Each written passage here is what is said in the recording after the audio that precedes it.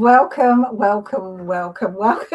Leadershipisation. I'm Beth Bergen and I'm a global leadership and communication coach. And the thing that I do is I work to build influential leaders. And I do this by working with executives, with managers, with business owners, and building their leadership and their communication skills so that they are able to lead cohesive teams, they're able to drive for the results that they want, and also they're going to increase their visibility in their organization, but also in the sector that they're working in. And I'm a bit, just managed to get myself sorted in time because I'm here live most Tuesdays at 1 p.m. Australian Eastern Standard Time.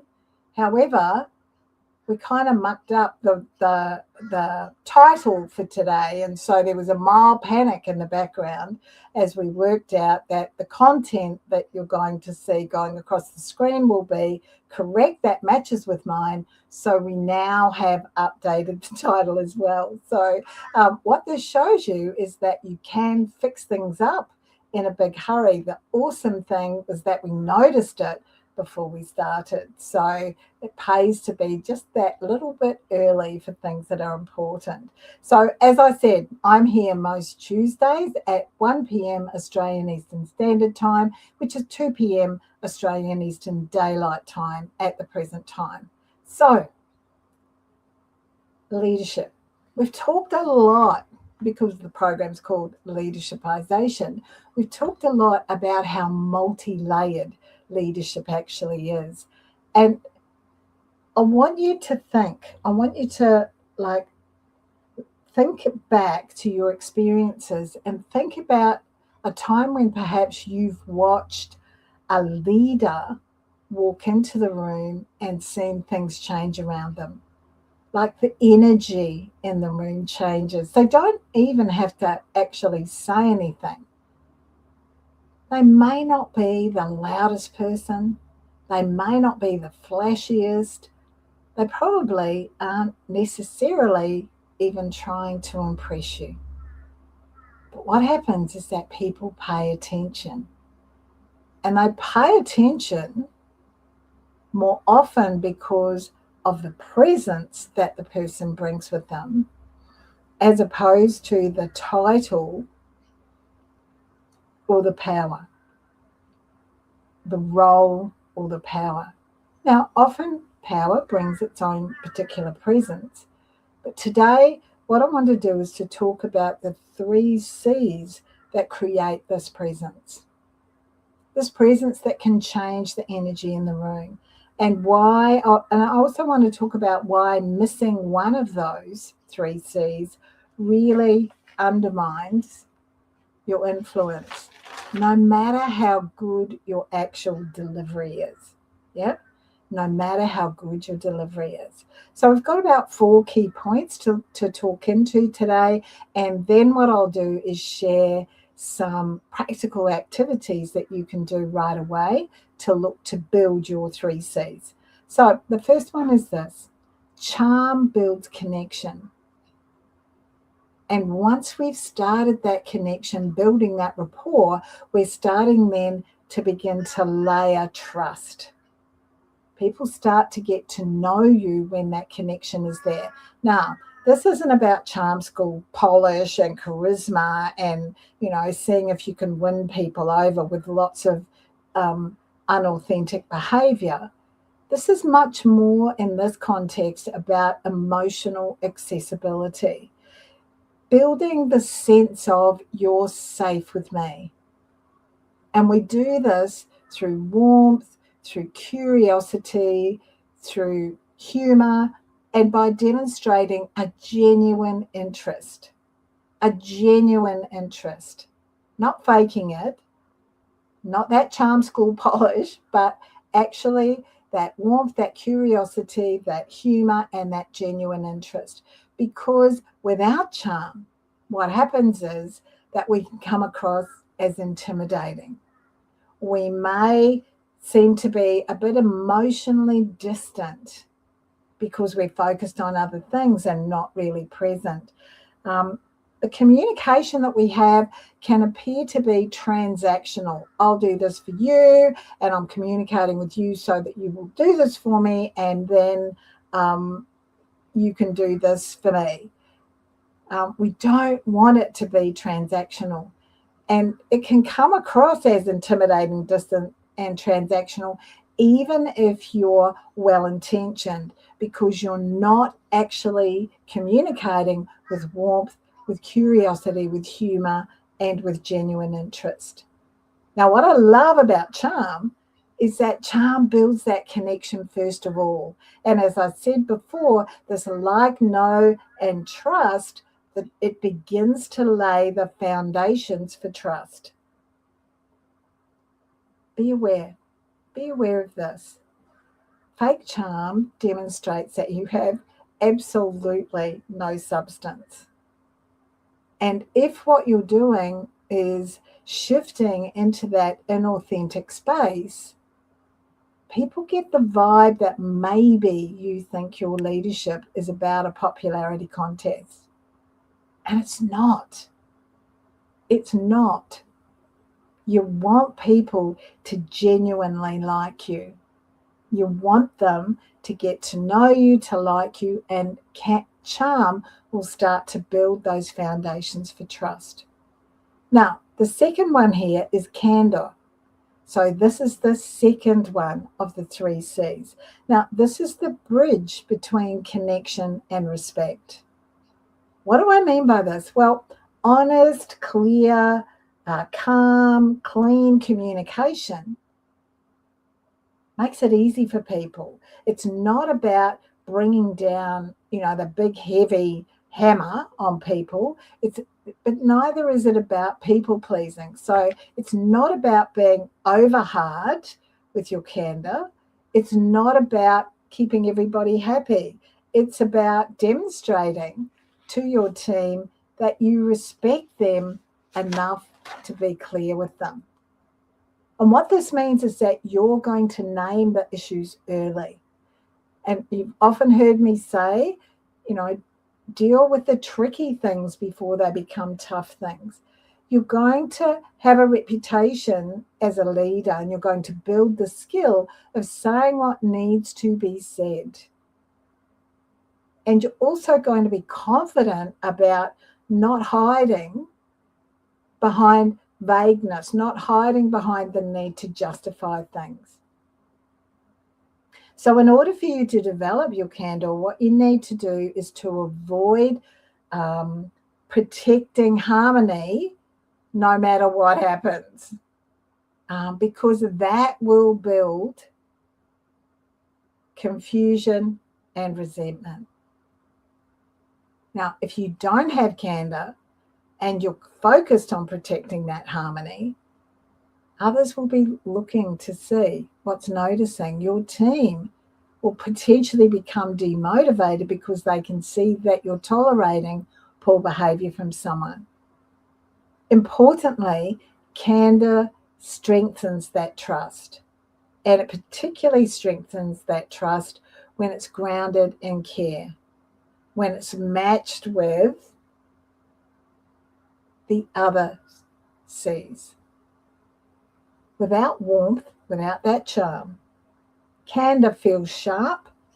It can feel sharp and blunt at the same time. We talk about being bluntly honest. It can feel sharp, and it can feel a little bit unsafe for people. So what we're doing here is building, we looked at charm, now we're looking at candor, and the third one that we're going to look at is credibility. You build credibility through consistency. You build credibility by being consistent over an extended period of time so that you demonstrate to people that they can rely on you. Now, when you first go into a job, people have potentially checked you out. Maybe they've looked at your LinkedIn profile, maybe they've, asked someone in HR, what was it about this person that meant that this is who we chose to employ? They'll have checked you out, They'll have checked you out in some way. So they've built kind of a picture, and that, your past experience might have built or may bring a little bit of credibility with it. But that will wear out really fast if you're not consistent. So this is about the follow through. This is about making decisions. This is about integrity and your emotional regulation or emotional steadiness. And this is about you demonstrating over and over, hey, I will be consistent. Now, it's around about this point that I say to lots of leaders, and particularly when I'm coaching, hey, this doesn't mean that you need to know everything. You don't need to know everything. It's perfectly okay to say, I don't know. What's important is that you do need to be dependable. So if you don't know something and you say you'll find out, you need to follow through. Go find out and get back to the person and let them know. Your credibility grows also when your words, your behaviors, and your decisions all align. If you're not careful, as a leader, what can happen is that our credibility, what am I trying to say? Our credibility can sometimes come across as arrogance. We can feel really comfortable in the role that we're in, and we don't think that we're being arrogant. However, others might perceive us as being arrogant. So one of the things that's important for you to do with your credibility, or to build your credibility and to build that consistency, is to soften it with warmth. Because otherwise, as I said, your credibility or your sense of confidence in your own ability to make the decisions, to follow things through, to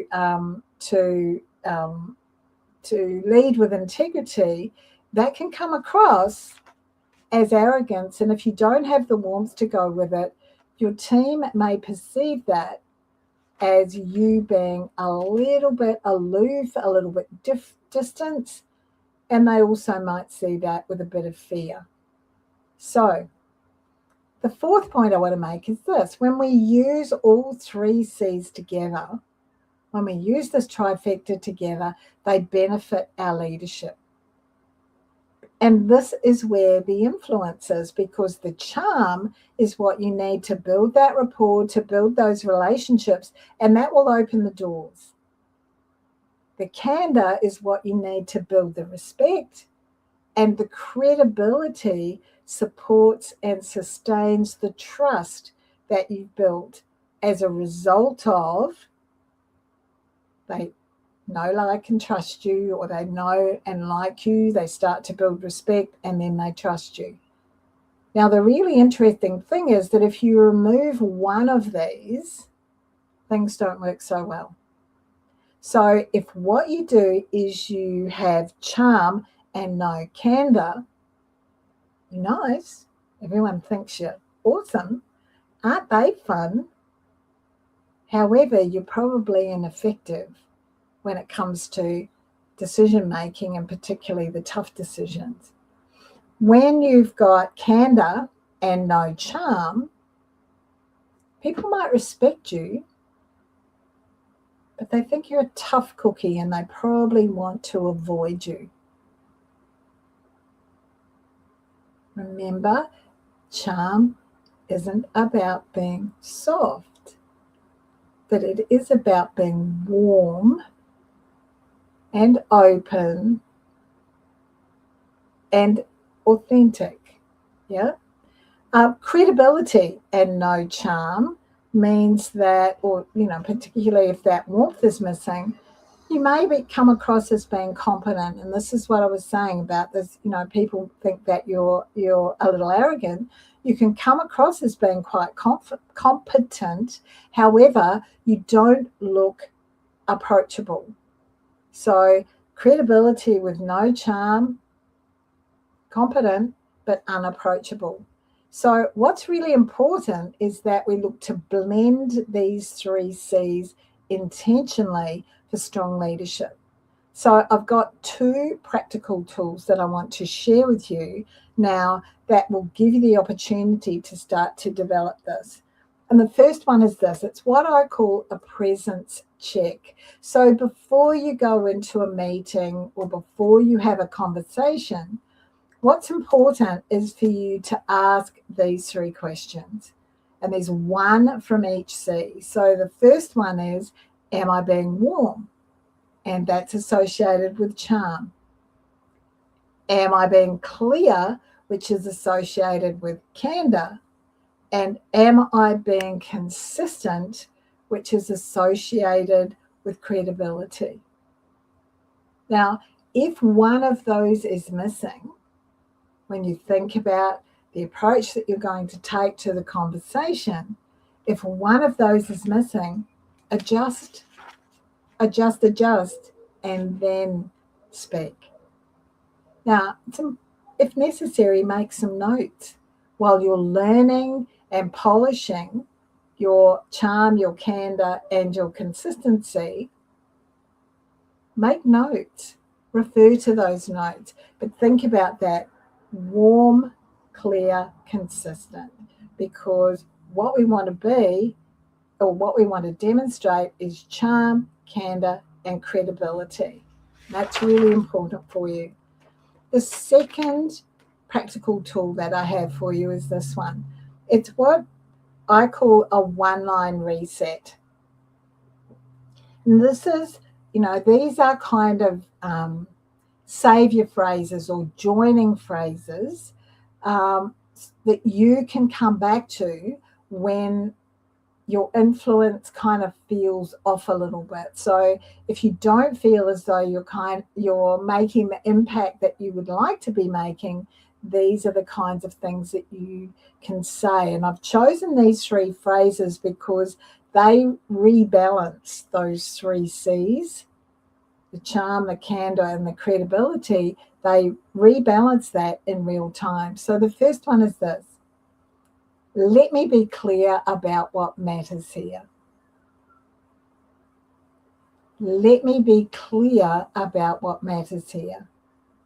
Boom. Bringing it back to real time. I'm bringing you all back from wherever you've gone to, and I'm putting us back on track. That's the first one. The second one is this. Here's what I'm seeing and why. Here's what I'm seeing and why. And the third phrase is this one. I want to say this with respect. And then follow on with your comment. I want to say this with respect. Now, I know whenever you're given anything like this, it sounds really weird when you first start out because they kind of sound clunky. They don't sound real. Use the framework that I've given you. Don't change it around too much because these will work. These really bring things back to, hey, I'm the leader here and I'm happy for us to wander off, or I'm happy to listen to different perspectives, but I also want you to listen to mine now. And I also want you to hear what I'm going to say to you, just as I've heard what you need to say to me. So I find those 1-line resets are really useful. If you haven't had a chance to write them down, you're going to have to watch this again. This is around, 18 minutes in. Watch it, slow it down, and write them down. Or you can yell out, and we'll send it to you on a A4 sheet. We'll send it to you, but yell out if that's what you would like. So, some reflection questions. I've got 2 today for you. First one is this. Which part of the 3 C's do you naturally lean into, and which one do you tend to avoid under pressure? Now, most of us will have one of these three that we lean into. Most of us will be quite confident about, the charm. Some people feel easier to sit with candor. A lot of people leave the warmth out once they move into a leadership job. Some are so busy keeping everybody happy that they forget about their own credibility in managing their own reputation. So just spend a moment reflecting, which part do you naturally lean to? And then which one do you tend to move back from under pressure? For many people, it's the candor that they move back from when they're under pressure. But just make a note of that for yourself. The second reflection question is this: where might your leadership feel diluted right now because one of the three C's is not being fully expressed? This is kind of a long-winded way of saying, which one are you missing? Which one are you missing? And if you're missing it, what can you start to think about doing about that? Maybe it's about getting a coach. Maybe it's doing some further education, some reading, some learning. If you don't put your hand up to ask for that, then you're just going to stay stuck where you are thinking, well, I'd really like to apply some of this candor stuff and be doing it a whole heap better, but yeah, it's kind of comfortable over here just being charming all the time. Yeah. So that's what those reflection questions are about, getting you to think, what's going on here and how can I grow my leadership intelligence? Self-awareness is the beginning of that. That moves to self-leadership, and from there, your leadership intelligence will continue to grow. So what are our key takeaways for today? The first one is this: influence, it's all about presence, not power. And that presence comes from those three C's. Charm builds that safety, know, like, and beginning to trust you. That's what charm does. It builds that safety. Candor really starts to build the respect because you're prepared to call things out. People can see that you're doing what needs to be done and that you're doing that with some integrity. And credibility really builds on that trust. It's kind of like, putting the bricks of trust together and cementing them. What's important is that you integrate all of this with some warmth and with some authority. So thanks for spending time with us today. If you've got questions or comments, pop them in the platform that you've watched this on. And if you've watched a replay, #replay would be wonderful. I appreciate so much the positive feedback that I get. It's awesome to have people say, hey, I watched the replay and, thank you so much. I'm finding these really useful.